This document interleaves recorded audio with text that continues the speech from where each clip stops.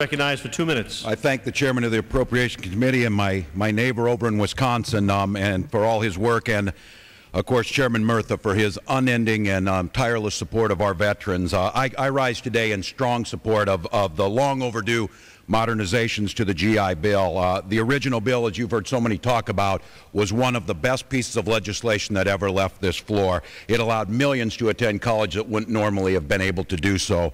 I, like my father before me, is one of those that stands before you because of that. I also stand before you in a humble position of being the highest-ranking enlisted soldier ever to serve in this body. And the understanding of what these soldiers sacrifice and what our responsibility is should be known by everyone here. At times of war, we are asking so much, and as Senator Dole told our committee not more than a year ago, you spent billions putting them in harm's way, you spend the billions getting them out. We have a moral obligation to provide these veterans benefits when they return. It's also a national security issue to keep faith with our young people, to know that if they choose to sign up for this to defend their nation, we will stand with them. Now, I can tell you this, I am not an attorney like many of my colleagues here. I'm a high school teacher and a 24-year veteran of our military. But I hear people stand here talking about process, talking about legalese, talking about everything like that. Your process, and when you were in charge, you had 5 years, Mr. Speaker, 5 years to do something about the remarks GI to Bill. the chair.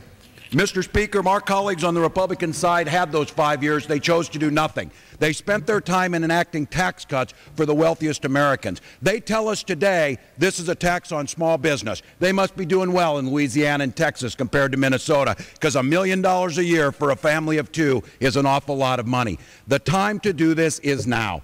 We hear all the talk. We hear there's soul searching being done by my Republican colleagues.